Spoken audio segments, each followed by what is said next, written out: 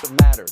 Stopping the importation of Russian oil, and had our Western European and NATO allies listened to Donald Trump a couple of years ago, they wouldn't be in the position they are, because they're still importing the lifeblood of their economy from Putin and making Putin and Russia rich again.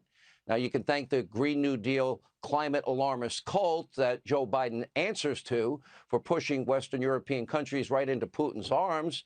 Now, Joey was late and ignored confronting Putin on his troop buildup from the start.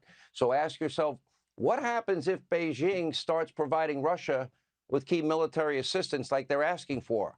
Will it be time to level sanctions on China too? Their economy is mostly about exports. So far, China has refused to call out Putin for this destructive, evil invasion, killing of men, women, and children. You know, we've seen the images. We've shown them to you on this program of mass graves, one body being top of another. They have their own territorial ambitions in China, namely Taiwan.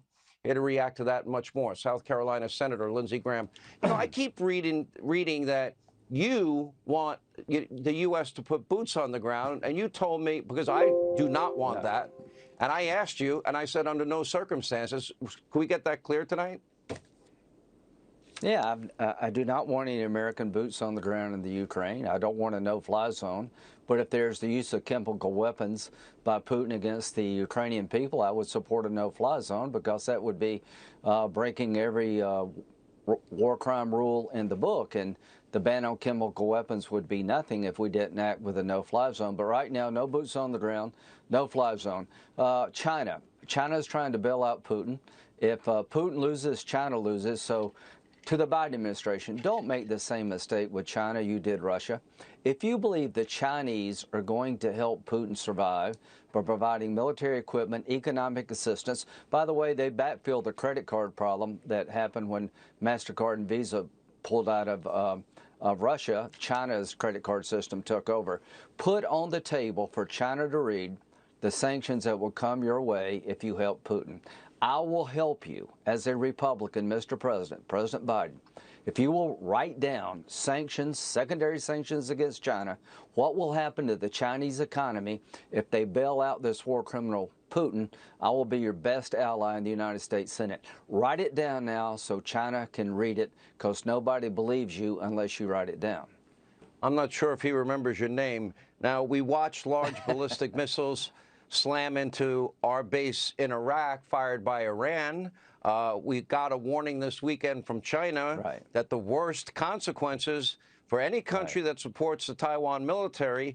And it seems, and correct me if I'm wrong, Senator, all that Vladimir Putin has to do is mention nuclear weapons, biological, chemical weapons, and Joe backs off. Joe vetoed the MiGs from Poland himself. He made that decision, according to us. So my question is, what is Biden willing to do against all of in every one of these cases? Because I don't see a decisive president that has any type of doctrine, if you will. We always ask, well, what is the Reagan doctrine, the Trump doctrine, the Bush doctrine? What is the Biden doctrine? Bow down and pray and hope for the best? Yeah, apparently slow and indecisive is his reaction. But here's an idea.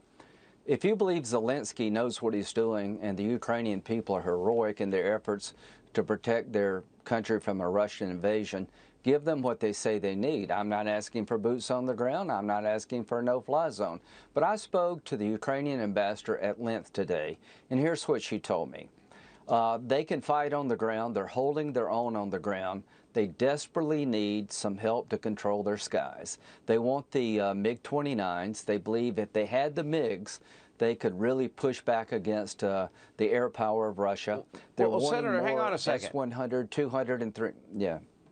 All right, so we're giving them Javelins. We're giving them Stinger missiles. Why can't we give an approval for fighter jets? Why not? Well, here's what President Biden says. That's an offensive weapon.